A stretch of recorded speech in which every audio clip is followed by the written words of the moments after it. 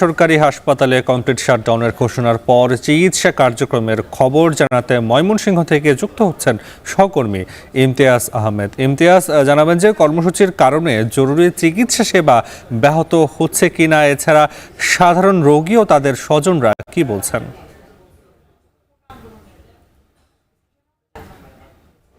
নাফি, আপনি জানেন যে গতকালকে ঢাকা মেডিকেল কলেজ হাসপাতালে যে চিকিৎসকদের উপর যে হামলার ঘটনা ঘটেছে তার প্রতিবাদে কিন্তু সারা দেশে সরকারি বেসরকারি যে হাসপাতালের চিকিৎসকরা রয়েছে তারা কর্মবিরতি ঘোষণা করেছেন এবং বিভিন্ন বিভাগের প্রেক্ষাপটটা আমরা জানছিলাম। কিন্তু ময়মনসিংহ মেডিকেল কলেজে যদি আমি চিত্রটা বলি যে এখানে মূলত ময়মনসিংহ মেডিকেল কলেজে 1000 শয্যা রয়েছে, যেখানে প্রতিদিনই কিন্তু 4 থেকে 5000 রোগী কিন্তু তারা কিন্তু চিকিৎসা নেওয়ার জন্য এই হাসপাতালে ভর্তি হয়। এবং এখানে আসার পর যেটা দেখেছি আমরা, ইমার্জেন্সিতে কিন্তু জরুরি চিকিৎসা সেবাটা কিন্তু চালু রয়েছে এবং ওয়ান স্টপ যে জরুরি চিকিৎসা সেবা পরীক্ষা নিরীক্ষার কাজগুলো সেগুলো চালু রয়েছে।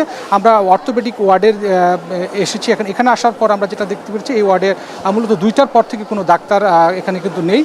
তবে নার্সরা যারা রয়েছেন তারা তাদের রোগীদের যে নিয়মিত যে ওষুধপত্রগুলো সেগুলো দেওয়া বা যে সেই চিকিৎসা সেবাগুলো কিন্তু কার্যক্রম কিন্তু চালু রয়েছে। এবং এছাড়া আমরা জানতে পেরেছি যারা চিকিৎসক রয়েছে তারা যেটা বলছেন যে এই ঘটনা তারা তীব্র নিন্দা জ্ঞাপন করেছেন এবং দোষীদেরকে দ্রুত শাস্তির আয়তায় আনার কথা বলেছেন এবং চিকিৎসকরা যেন নিরাপত্তা থাকে এবং রোগীরাও যেন নিরাপত্তায় থাকে এই নিশ্চয়তা তারা কিন্তু চেয়েছেন। এবং তারা যেটা বলছেন যে চিকিৎসার একটা সুষ্ঠু সুন্দর পরিবেশ ফিরে আসুক।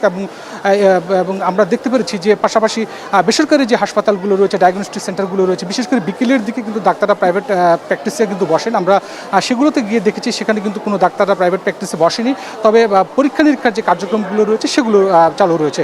এবং এর জন্য কিন্তু সাধারণ যারা বিভিন্ন দূর দূরান্ত থেকে, বিভিন্ন উপজেলা থেকে, জেলা থেকে যারা রোগীরা আসছেন তারা পরীক্ষা নিরীক্ষাগুলো করাতে পারছেন, তবে ডাক্তার এখন পর্যন্ত তারা দেখাতে পারছেন না।